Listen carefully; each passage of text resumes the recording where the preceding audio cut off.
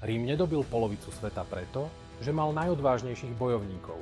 Dobil ho preto, že vybudoval najefektívnejší vojenský systém, aký kedy staroveký svet videl.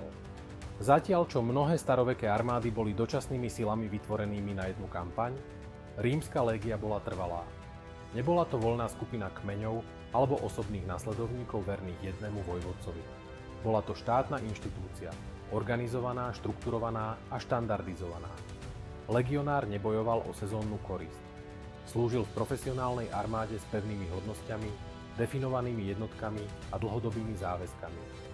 Každý vojak mal vo formácii presne stanovené miesto.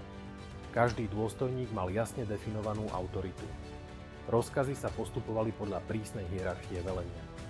Táto štruktúra robila légiu zásadne odlišnou od jej nepriateľov. Keltské vojnové bandy sa spoliehali na odvahu a šok. Helenistické armády sa spoliehali na masívne formácie. Rím sa spoliehal na organizáciu. V ranom období cisárstva mohla jedna légia s približne 5 000 mužov poraziť väčšie sily, pretože fungovala ako jeden koordinovaný systém. Disciplína, logistika, inžinierstvo a velenie boli integrované do jedného vojenského stroja. Aby sme pochopili, prečo légia dominovala po stáročia, musíme preskúmať, ako bola zostavená. Počas 1. a 2. storočia nášho letopočtu mala rímska légia zvyčajne medzi 4800 až 5200 ťažkoodencov.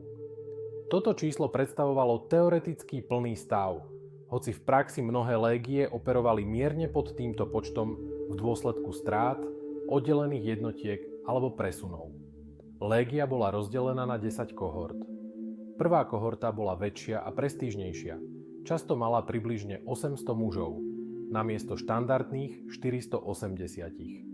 Obsahovala najskúsenejších vojakov a zahrňala najvyššie postavených centurionov légie. Z tohto dôvodu tvorila jadro bojovej línie a často zastávala najzodpovednejšie pozície. Zvyšných 9 kohort malo jednotnejšiu veľkosť aj štruktúru. Každá kohorta bola schopná samostatnej činnosti, ak to situácia vyžadovala, čo umožňovalo légii rozdeliť svoje sily bez straty súdržnosti. Každá kohorta sa delila na 6 centúrií. Napriek názvu centúria neobsahovala 100 mužov. Zvyčajne mala približne 80 vojakov a velil jej centurion.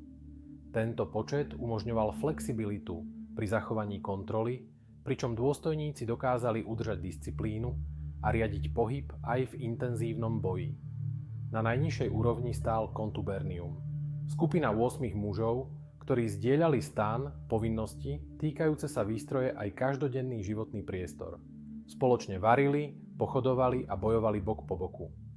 Táto jednotka vytvárala silné osobné väzby a zabezpečovala vzájomnú zodpovednosť v rámci širšej štruktúry.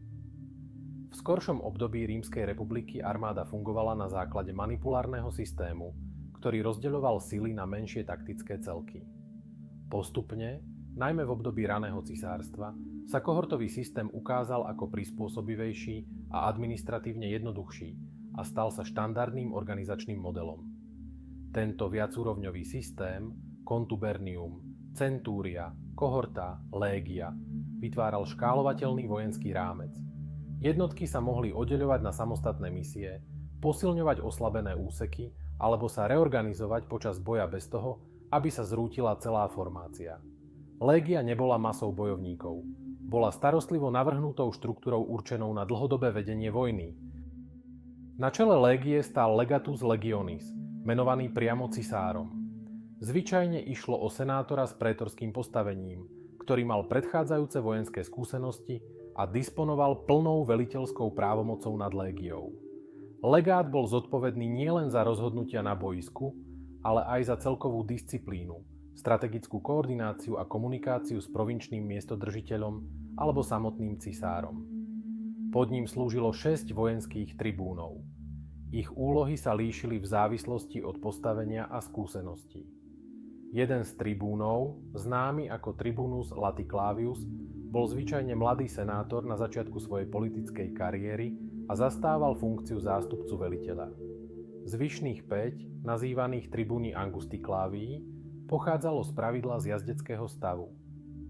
Pomáhali pri administratíve, logistike, dohľade nad výcvikom a príležitostne aj pri taktickom velení. Jednou z najdôležitejších postav v rámci légie bol prefectus castrorum, prefekt tábora.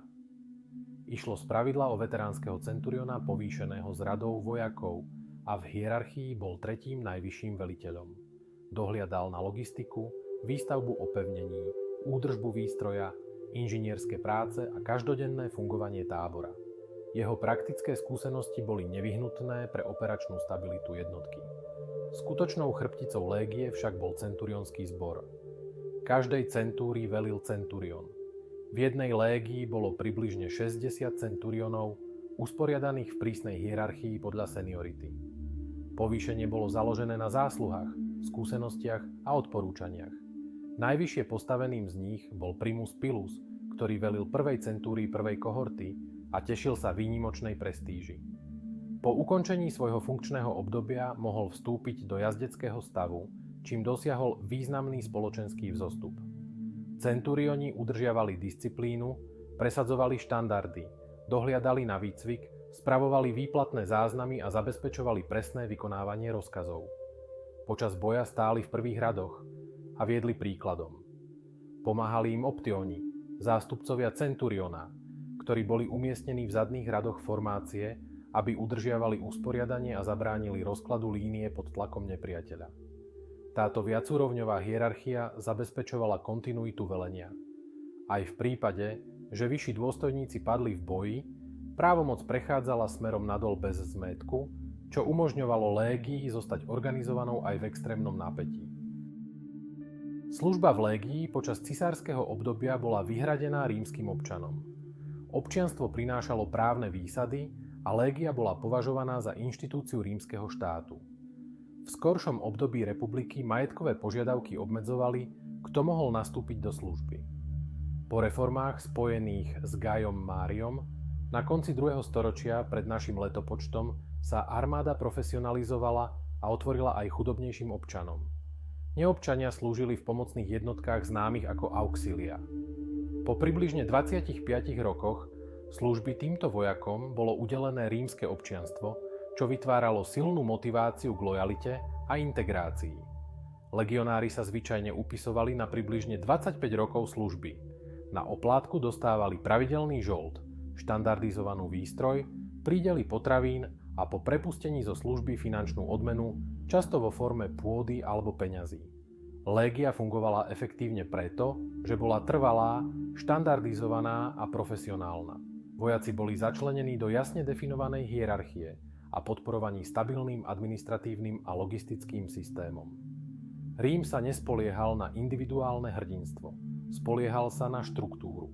Práve táto štruktúra umožnila rímskej légii zostať dominantnou vojenskou silou stredomorského sveta po celé stáročia. Ak sa vám video páčilo, budem rád, keď pridáte like, komentár alebo odber.